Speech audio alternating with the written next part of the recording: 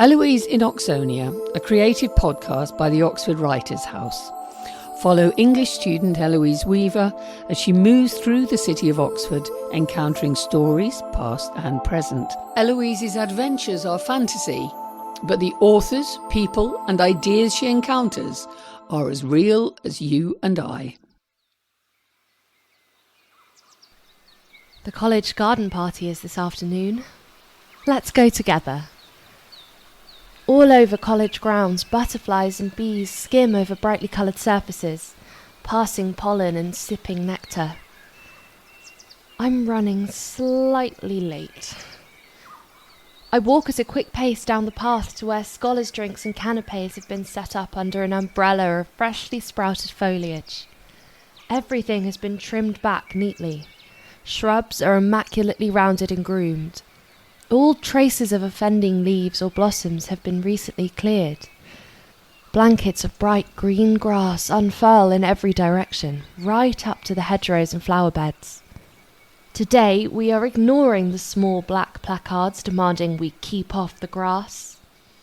There are exceptions to every rule. The annual Scholars' Garden Party is one of them. I imagine the college garden whispering to itself, remembering garden parties past. Though you've cut me with lay-bys and ring roads, where once droves of cattle pounded my back, though you think I'm silenced, my voice still churs from sheltering hedges. I knot my roots into yours.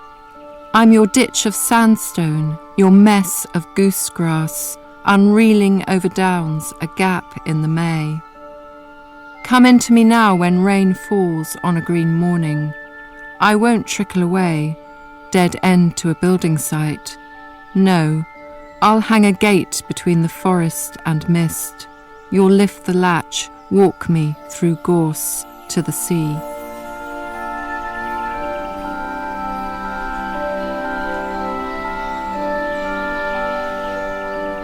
Some of these trees are older than we are. Out of nowhere, a line from C.S. Lewis comes to me. Imagination is the organ of meaning. I pause for a minute on the path. The oak tree above my head is gnarled with age, rheumatic and cramped with branching, knotted fingers like an old musician. The air is sweet and warm. Sun shines down on my bare arms. C.S. Lewis was here once, over 100 years ago, dreaming up Narnia, demons, planetary conflicts, fauns and fairies. Perhaps he looked up at this same tree. His mind was deliciously anthropomorphic.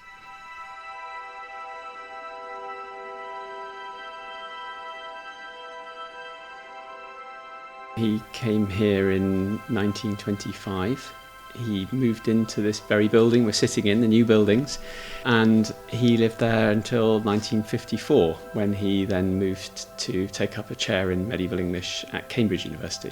The reason he's best known today is during that period in which he was just fellow and tutor in English, he also wrote some of the sort of best known and most enduring children's classics, the Narnia stories. But he also wrote lots more, in fact. He wrote science fiction books, he wrote lots of Christian apologetics, he wrote lots of scholarly books that are not so well known. Well, he came here as a student. So he'd actually was born and grew up in Northern Ireland, but he'd come to England as a schoolboy and lived in a boarding school for a while, very unhappily, and then went to a private tutor for a period of time, and then came to Oxford for the very first time to sit the entrance exam.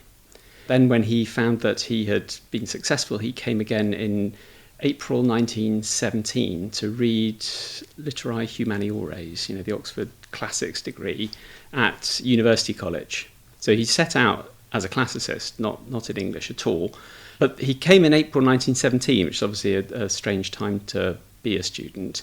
And in fact, he did very little actual academic work in that first term. He was more doing kind of training with the Oxford University's training corps. And then he joined the army, where he then was stationed initially at Keble College. And then by November 1917, in fact, it was his 19th birthday, he went to the Western Front to join, most of the other students from Oxford at that time. So his studies never really got going at that point. So he was in the trenches till he was badly injured in April 1918 when he came back to England to recover, went back home to Belfast, and then came back to Oxford properly at the beginning of 1919, which is when he really began his studies in earnest. Well, he did the whole classics degree, and he got first in mods and then a first in his finals, so double first. And in those days, you could start looking for an academic job if you had a decent first degree. And he wanted to become an academic philosopher. And so he applied for jobs teaching philosophy here in Oxford. He applied for a research position here at Magdalen, but he was not successful. We still have his rejection letter in the college archives. But then, while he was doing that, his philosophy tutor at UNIV said that it might be a good idea, in the meantime, to do an English degree, because in those days, English was quite a new subject. And he predicted that there would be more jobs in English as colleges began to offer it as a subject. And so in the meantime, Lewis did the Oxford Final Honours School in English in 1 year. I mean, he'd already read a lot of that material, as a rather precocious and very well-read child. One of his childhood diaries says that he'd read Paradise Lost when he was 8 years old. And so he already read much of the material. In those days, the Oxford English degree was very heavily skewed towards the medieval period, which was the one that he was most interested in. And at the end of the year, he did the Oxford English finals exams and got a first. So at that point, he had a triple first. And as predicted, there were more jobs in English. And in fact, Magdalen advertised the first tutorial fellowship in English, which he successfully applied for. So, it turned out to be very good advice. In terms of thinking about his literary output and his later reputation, was that he became a Christian. So he actually was an atheist as a young man. And the first thing he published was a book of poetry just after he came back from the war, which is very kind of pessimistic in its outlook. I mean, he wanted to be a poet initially, and I'd worked for a long time on a major piece of sort of a long narrative poem that was published to very little acclaim in 1926, and much to his disappointment. But it was then sort of the end of the 20s, beginning of the 30s, that he converted to Christianity and then wrote the first of his apologetic works, which was The Problem of Pain, which he was sort of commissioned to write, then was subsequently asked to do a series of broadcasts for the BBC during the war on the case for Christianity. He wrote, many of his works, which, including the Narnia stories, have a kind of underlying Christian theology. So that was a major shift in terms of, his thinking and his writing. And I guess it was also very influenced by the group of writers that circulated around Lewis, particularly J.R.R. Tolkien, who was one of his sort of close friends and colleagues, but then others that have impacted him in that way, but also as a writer.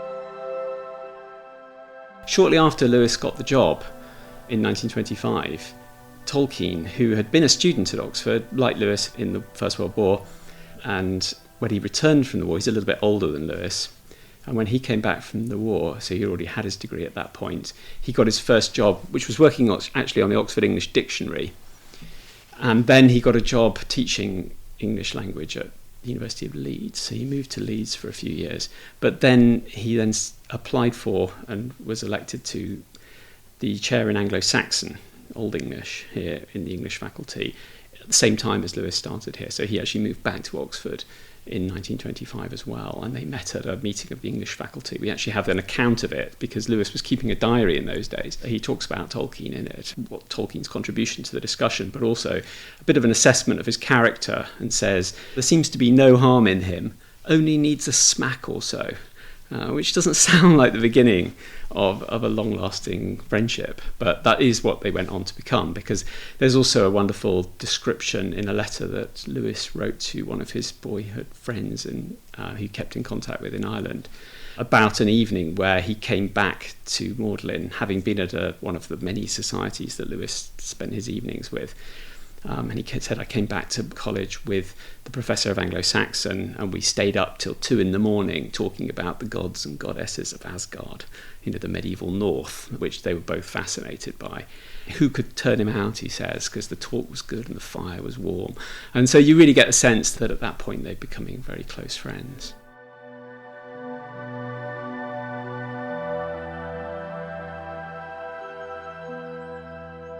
If you go on an Oxford literary tour, they'll take you to St Mary's Passage, where there's a doorway that Lewis is supposed to have come out of the university church one snowy evening and been confronted by this doorway where there are these 2 gilded fawns, and in the centre of the door, carved lion's head. And then if you turn right to go up towards the Bodleian, you'll see one of those old-fashioned Victorian lampposts. And so the story goes that he came out of the church one evening, he was confronted by Mr. Tumnus, Aslan, and the lamppost that Lucy first encounters in Lantern Waste, as it's called.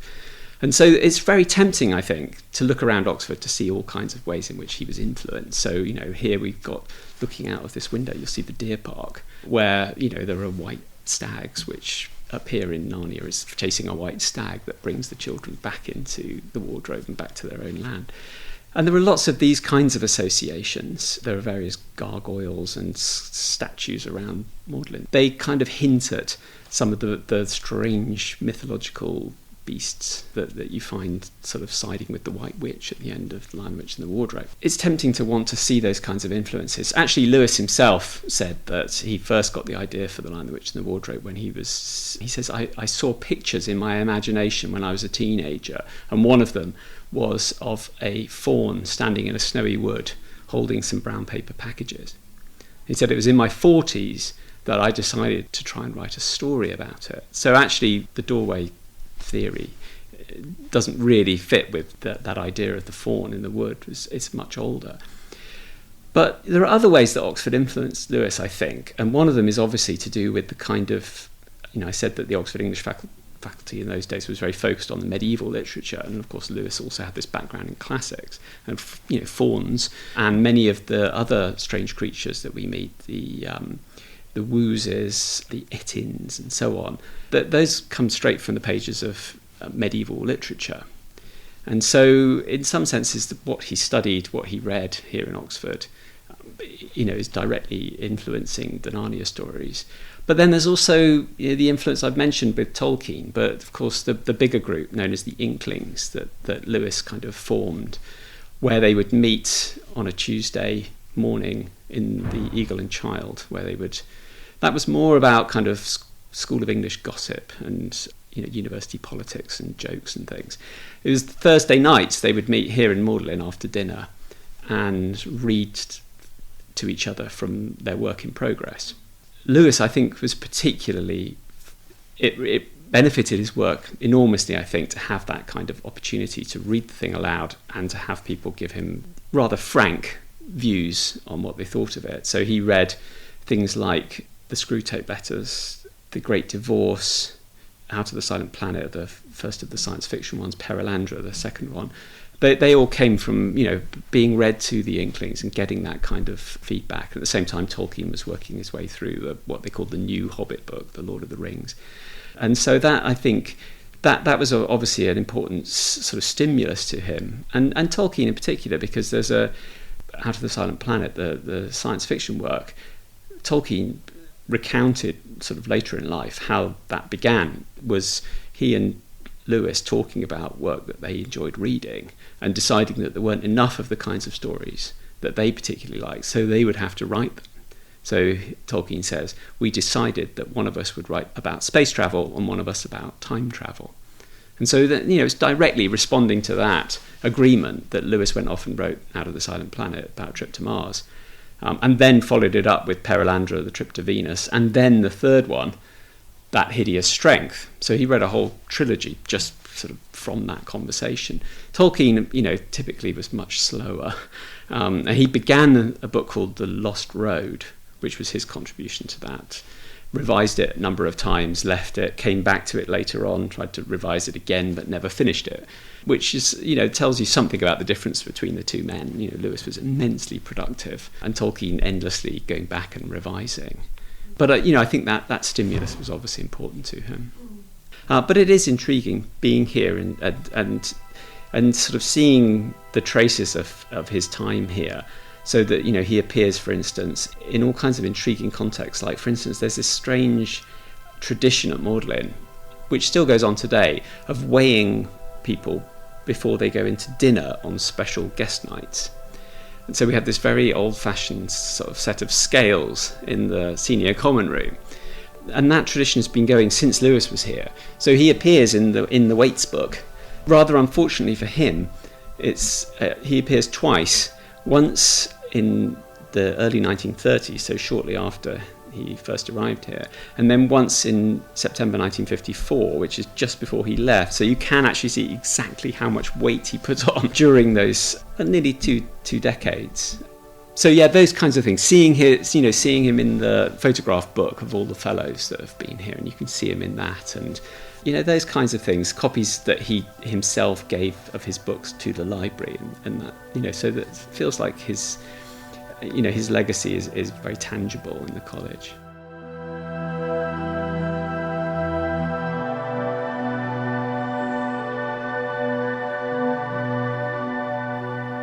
Imagination is the organ of meaning. The line comes back. It's a concise, compelling sentiment, something to chew on slowly. I find myself staring at a greenhouse. A voice calls out to me from behind a half-shorn rosebush. Do you like the new spades? There are 9 of them. I bought them last week. I turn to see someone emerging from behind a greenhouse, grinning ear to ear. Sorry, what? I ask, caught off guard. The spades. I just bought them recently. There are 9 of them. Was that excessive of me? I'm not sure what to say in response. The comment comes from nowhere and seems random. I smile at the gardener and wave before rushing on to the party. On the light-dappled grass, scholars clink glasses with top essayists. Everyone is wearing loudly patterned spring dresses or wild-looking cravats. From the approach, it looks like a Renoir painting. An old man with a floppy hat cuts shadow silhouettes into paper cards and passes them around. A violinist plays Chopin softly in the corner. The garden is floating on a green cloud, away from all known modern reality, beyond the eccentric and bordering on the absurd. Professors are twittering among themselves like large birds. I join the periphery of a fairly safe-looking semicircle. I simply cannot reconcile myself to Proust, Dr. Wren is saying. He's a slight man with a bow tie that is unquestionably a statement in itself. The man's obsession with memory is altogether tedious, and yet he is canonically permanent. Oh, I don't know, counters Professor Trenholm, a towering figure with a moustache that defies all laws of gravity. He sips his drink with the air of a man who has solved all the world's philosophical dilemmas in a single evening. Memory, or at least our experience of it, is inherently unreliable. It's the illusion of continuity that lends coherence to our lives. As someone who has spent many a night revisiting the notion of temporal collapse, I think Proust is quite on the nose. And anyway, what would you prefer, Hemingway? Something blokey and unhindered by the metaphysical questions of life? You know masculinity is on the cusp of being made obsolete by its own grotesque hyperextension. Dr. Wren's lip curls slightly in disbelief. You're not suggesting, Trenholm, that Proust somehow predicts the multiverse theory? Is that what you're implying? The corners of the professor's mouth twitch upwardly. Not predicts, more like forecasts? Though I wouldn't say it's entirely unrealistic. How else do you explain the frequency of déjà vu? There are days when I wake up and swear I've lived the moment before, revisited it, as it were, from a different angle. Isn't this a rather frivolous line of thought? Interrupts a sharp voice. Dr. Finley, a woman with an immaculate ice blue blazer and glasses perched low on her nose. She's clearly not one to suffer fools.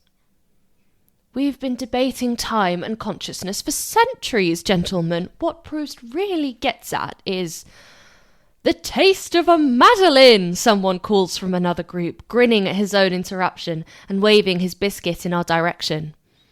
He joins the conversation. It's Professor Sinclair, a man with an overly flamboyant waistcoat and a mind to match. He's laughing. Surely that's the key. The Madeleine is the ultimate symbol of what we cannot recapture ever again. Ah, lovely Wren, you were so close. He takes a large bite out of his biscuit for emphasis. Dr. Wren straightens, a flicker of pride in his eyes. You think so? I know so, Sinclair laughs with unshakable confidence. He is absorbed by our bubble instantly, and everyone leans in to hear what he has to say for himself. Eating is the ultimate act of surrender. The moment one lets go of the thing itself, you eat and become one with the object of your obsession. Crumbs tumble down his shirt front. Evidently this conclusion falls flat after the build-up. Our social bubble pops and disperses us again over the lawn. We wander into new arrangements and different pathways of discussion. Words lift and take flights of fancy, bouncing improbably over the walls of the college and beyond the limits of our short-term memories. I feel energized by it all. The sky starts to get darker. Dishes are being cleared as I wander back up the path. I must have taken a wrong turn. Instead of arriving at my dormitory, I find myself in front of an ornately decorated wooden door leading to the college chapel. The heavy church bell rings out, leaden and unforgiving. It's time for Evensong. I duck into the dark chapel entrance. A soft golden glow pulses through the tall, stained glass windows in the chapel. The scent of polished wood and burned candle wicks hangs in the air, mingling with faint echoes of footsteps on the worn flagstone floor. A tiny congregation settles into wooden pews, their gentle murmurs subsiding into quiet reverence. Among us, the vaulted ceiling arches high, and the organ pipes gleam like silent sentinels awaiting their cue. With a soft rustle of robes, the choir takes their place in front of medieval tapestries. The first notes of the organ fill the chapel, deep and rich, vibrating in the bones of everyone gathered. Voices rise clear and steady as the hymn fills the sacred place. Music swells. The harmony is at once comforting and stirring, wrapping itself around us, pulling us into a quiet unity. There is no need for words, only the music, the atmosphere, the reverent silence. Evening falls outside. Flickering candles along the aisles cast shadows that dance gently on the stone walls. The organ plays alone for a moment, its sound filling every crevice of the chapel, until the choir resumes, their voices now quieter, subdued. Outside, the night has fully settled, but inside the chapel, time is preserved in echoes of song and smoke. I wonder where all our prayers go, and in which universe they find a sympathetic ear. Episode 10 of Eloise in Oxonia was produced by Sid Walter and written by Dr. April Power. The episode features original readings by Esme Rhodes, Judith Bunting and Kian Power. Stephanie Norgate reads her own original poetry. Our interviewed expert is Professor Simon Horobin, who discusses the legacy of C.S. Lewis. Special thanks go to the Poetry Archive for their expert support.